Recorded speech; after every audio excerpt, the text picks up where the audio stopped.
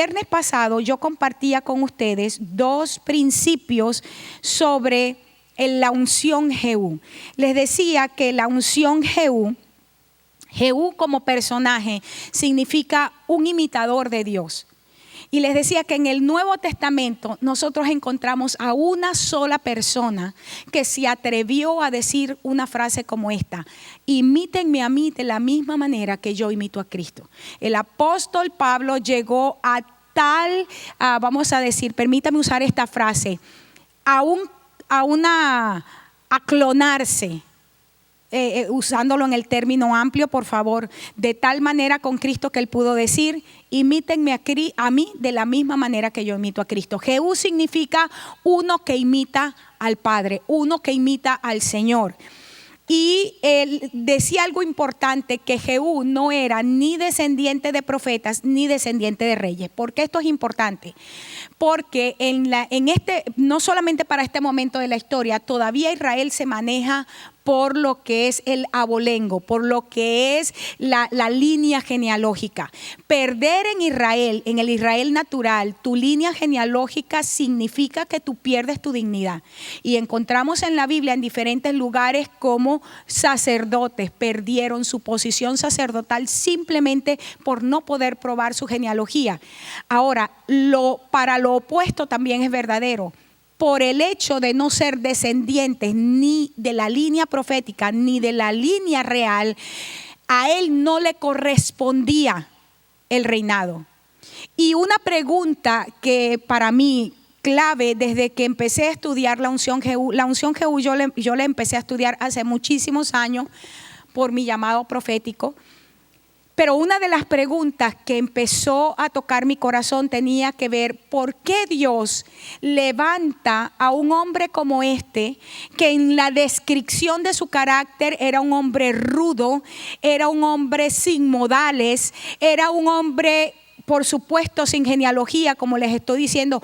¿Cómo a Dios se le ocurre colocar a este hombre no solamente como rey de la nación, pero también entregarle, históricamente hablando, una de las tareas no solamente importantes, sino decisivas para la nación de Israel? Destronar a Jezabel era un trabajo titánico. El pueblo estaba bajo una dictadura, bajo una tiranía.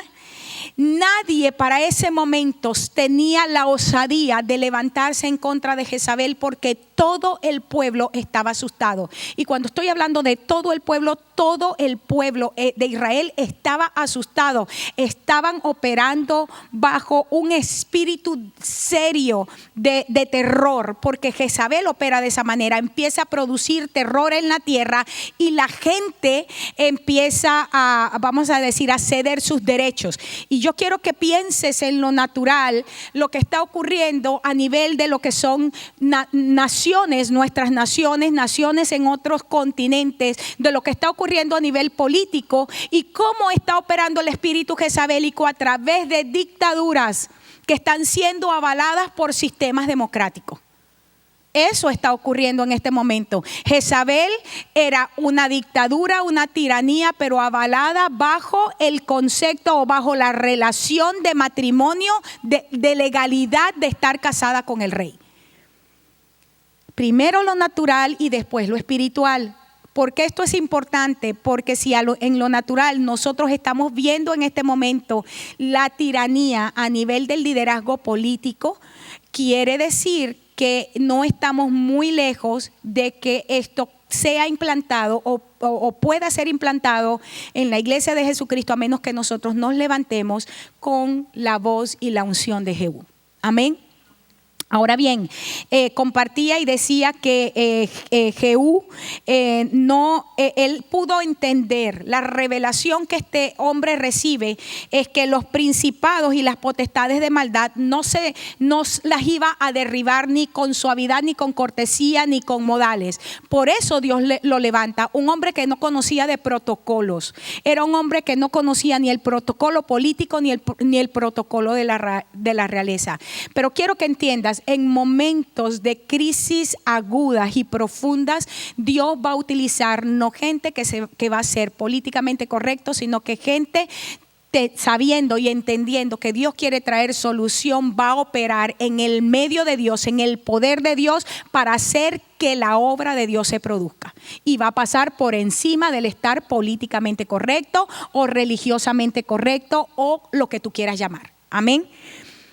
Compartía el verso de Mateo 11:12 cuando dice que desde los días de Juan hasta el tiempo presente, y esto lo decía Jesús, el reino sufre violencia y los violentos lo arrebatan. Y la nueva versión internacional dice que el reino de los cielos ha venido avanzando contra viento y marea, y los que se esfuerzan logran aferrarse a él. El principio es que el reino de los cielos no es algo a lo cual por casualidad tú te vas a pegar.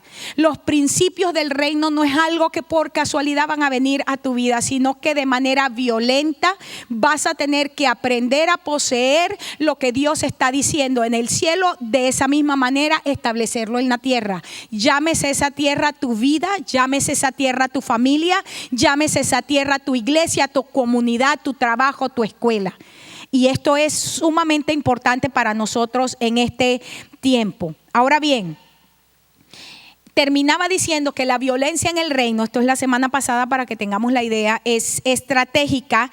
Y yo compartía cuando dice en el verso 18 del capítulo 9 de Segunda de Reyes, dice que cada vez que cuando este hombre venía acercándose a la ciudad, y el rey empezó a mandar emisarios, atalayas, anda a ver porque ¿quién es ese que está viniendo? Y la gente, los atalayas decían, por la manera como corre ese Jehú. Ahora es interesante cuando estudias, porque te das cuenta, en todas las versiones dice que Jehú corría de manera desenfrenada. Otra versión dice corría como un loco. Jehú seguramente, si me preguntas, no tenía ningún tipo de modal. Tan es así que el hombre en su rudeza, en su dureza, pues ni siquiera cabalgaba como debían cabalgar para ese momento los militares. ¿Cuántos han visto las caballerizas en nuestros países, aquí mismo, de los militares? ¿Cuántos lo han visto? ¿Sí o no es un espectáculo? Es un espectáculo ver cómo aprenden a manejar el caballo de tal manera que el caballo trota, el caballo puede hacer y va caminando de lado. Es realmente todo un espectáculo. Y según el verso bíblico, este hombre cabalgaba de tal manera que dice, es que él cabalga como un loco. ¿Por qué esto es importante, hermanos? Porque pareciera irrelevante en un momento como este. Y viene a mi mente un pasaje cuando David, en un tiempo bien difícil de su vida, tuvo que ir a vivir a tierra de filisteos. El rey de los filisteos sabía, porque se había regado por todas partes, que Saúl quería matar a David porque David había sido ungido como rey. ¿Y saben lo que tuvo que hacer David en esa ocasión para preservar su vida? Dice la Biblia que el tiempo que vivió allí en esa tierra, dice que él dejaba que su baba, que su saliva saliera de su boca y se rodara para hacer creer que él estaba loco, que él estaba demente. ¿Sabes que hay momentos en nuestra vida donde, a mí me gusta usar la palabra, donde circunstancias en nuestra vida donde, sabiendo nosotros quiénes somos, reconociendo la unción que tenemos, la habilidad que tenemos, necesitamos asumir bajos perfiles? No siempre necesitamos probar quiénes somos. Hay momentos en nuestra vida, dependiendo de la circunstancia que enfrentamos, donde como David necesitamos asumir esa posición de no sé nada, no conozco nada. Pero dice la Biblia que el tiempo que David estuvo viviendo en ese lugar, haciéndosela pasar de loco, fue el tiempo que ganó más batallas para Israel. Nunca dejó de hacer su trabajo. Ahora bien, quiero compartir con ustedes dos principios más de la unción Jehú. Y hay algo que para mí ha sido sobresaliente, y es que la gente que sabe operar como Dios entiende ha internalizado en su corazón que aún las fuerzas enemigas, la oposición del diablo, las trampas del diablo, las cosas más terribles que el infierno pueda hacer, van siempre a operar para nuestra bendición y para nuestro beneficio. Un verdadero seguidor de Dios con una unción de reino como Jehú no se asusta de que las cosas no nos salgan bien en momentos.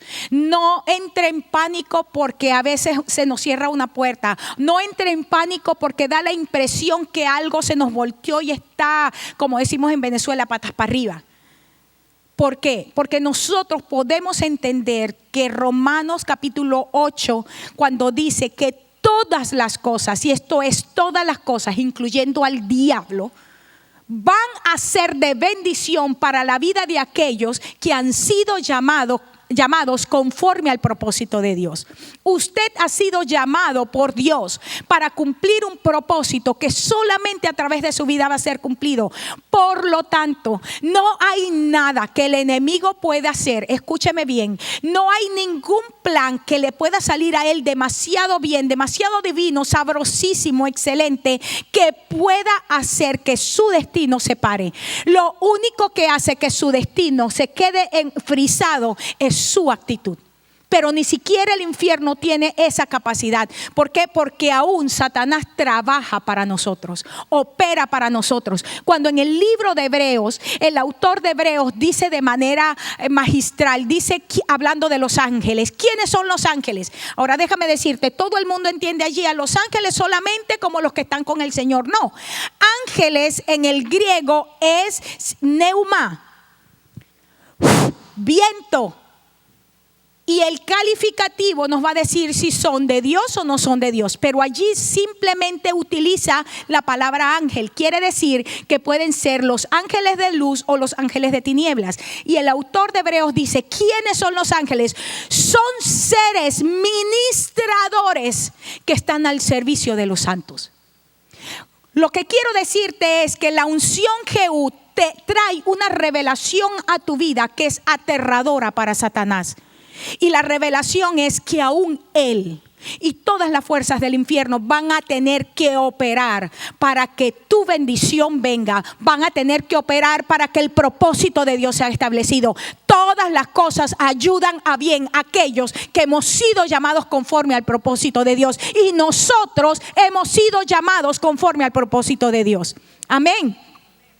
La unción Jehú no se asusta ante la crisis. La unción Jehú no se asusta delante del caos. Por eso es que maneja cabalga el caballo como lo hacía, con locura y desenfrenado. Ahora fíjate, ¿por qué lo podía hacer de esta manera? Una de las frases que él utiliza, y puede ir a Segunda de Reyes capítulo 10 verso 16, y es una frase que este hombre utiliza y dice: ven conmigo y verás mi celo por Jehová. Vas a ver mi celo por Jehová. Y yo estaba buscando en otra versión, en la traducción La Biblia para Todos, traduce la misma frase: ven que te voy a mostrar lo que estoy dispuesto a hacer a causa del compromiso que tengo con mi Dios. Así traduce esa frase y me encantó. El celo, porque nosotros siempre vemos el celo como algo malo, pero yo quiero que veas el celo como una emoción o sentimiento que cuando viene de Dios en nosotros se convierte en una fuerza que nos impulsa a hacer aquello que nadie más haría. El celo por la casa de Dios, el celo por las cosas de Dios me van a llevar a mí a operar en un nivel de pasión tal que por eso este hombre operaba de manera desenfrenada. Cuando lo vemos de manera negativa, ¿qué es lo que hacen los celos en una persona que empieza a contarse historias? Puede terminar matando al cónyuge y a la persona que en su mente está con el cónyuge y a los que están alrededor de ellos, y mata a todo el mundo.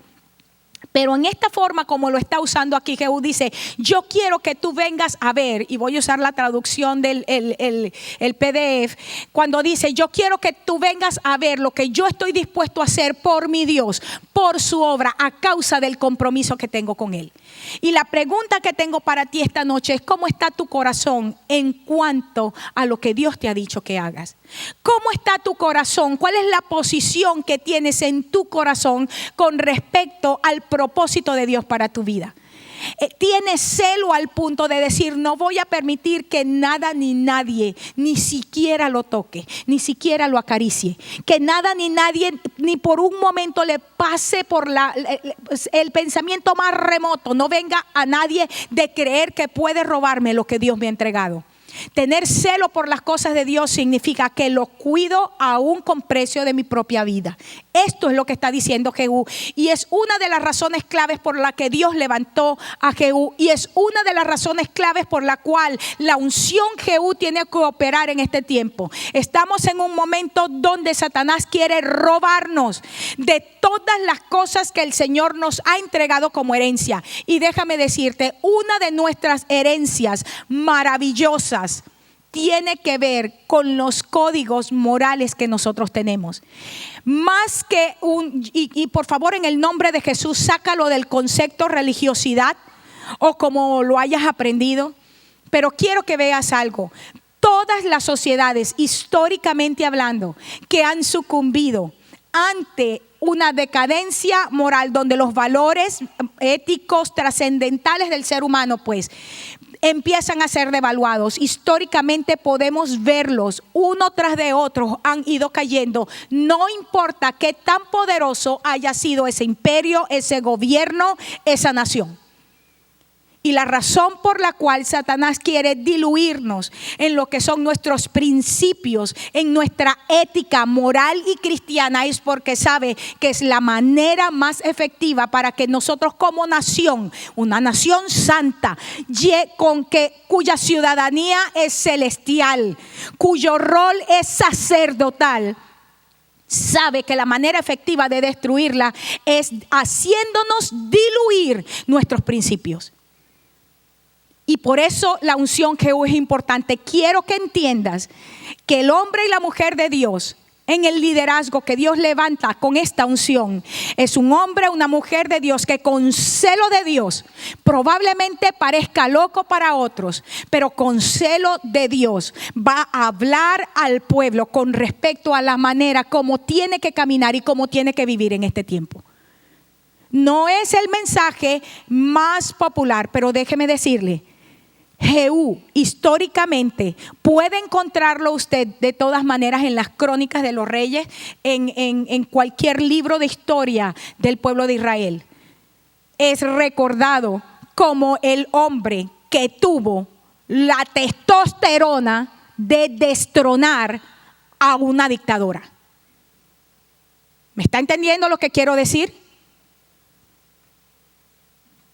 ¿Cómo está tu corazón? Mire lo serio del caso del pueblo de Israel en ese momento. Todo el pueblo de Israel, desde la tribu de Leví en adelante, sabían de los asesinatos, abiertos de Jezabel. No solamente en contra de los profetas. Jezabel, y esto está saliendo también para Venezuela, era un Chávez. Me gusta tu tierra, expropiado, es mía. Eso era lo que hacía Jezabel. Mírenlo en la Biblia. Mírenlo en la Biblia. Él no solo mató profetas, mató a la gente que simplemente no le interesaba. Y miren lo terrible que pasó en ese tiempo. Todo el pueblo conocía los asesinatos de esta mujer y nadie se levantó para denunciarla. Nadie se levantó para denunciarla. Porque el día que Elías se levantó para denunciarla y ella estableció el decreto, te voy a matar, también salió corriendo. Se necesitaba un hombre como Jehú. Un hombre que corriendo como un loco le decía a la gente: tú no tienes nada, tú no conoces nada de la justicia. Tú quieres saber de la justicia, métete en mi línea. Tú quieres conocer lo que es el amor de Dios, alíñate conmigo. Y mientras el palacio de Acab y Jezabel era una fortaleza impenetrable, este hombre tuvo la capacidad de entrar al palacio y decirle al eunuco: ¿tú estás conmigo? Entonces tira la perra esa que está ahí al lado tuyo. Y esa es la frase que usa por si estás creyendo que estoy pasada. Anda y búscate en Reina Valera a ver cómo la llama Jehú.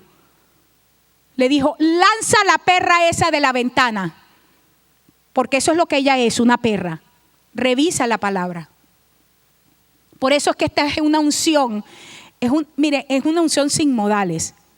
En términos presentes es una unción grosera. ¿Me está entendiendo lo que quiero decir, hermano, en el nombre de Jesús?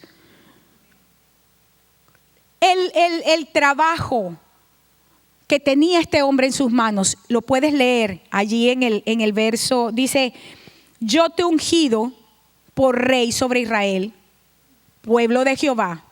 Y mira para qué lo ungió: para herir la casa de Acab, de tal manera que Dios mismo vengara la sangre de los profetas. ¿Usted cree, hermanos, que no estamos en un tiempo donde Dios quiere vengar la sangre de sus mártires? ¿En cuántos países en este momento los cristianos están siendo asesinados? La voz Jehú tiene que levantarse en la tierra. Y le voy a decir algo.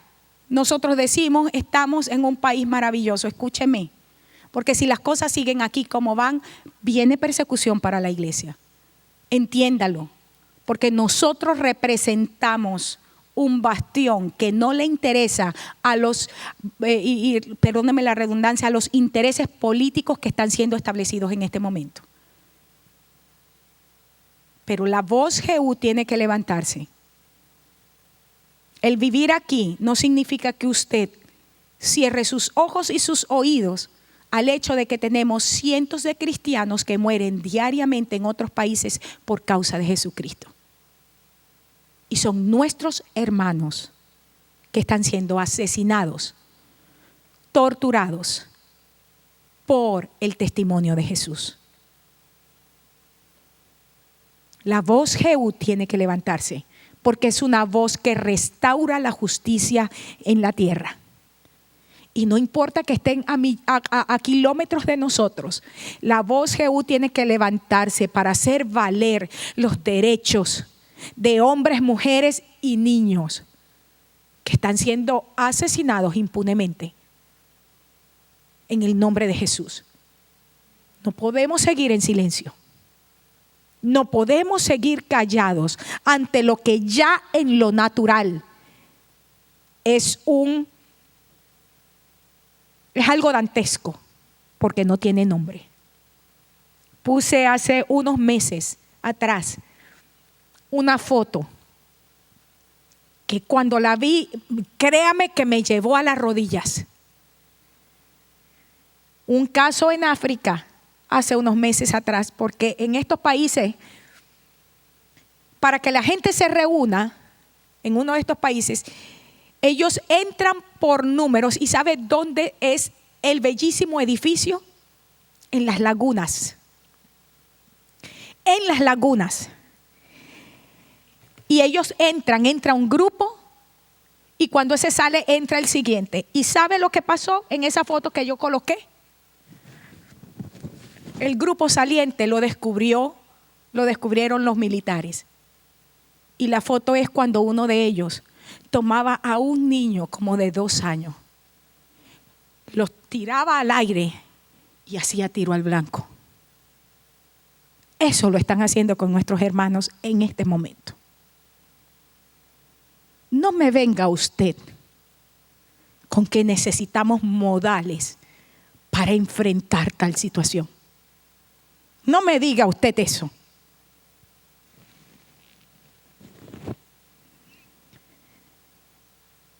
La unción Jehú es una unción que no se impresiona por las apariencias.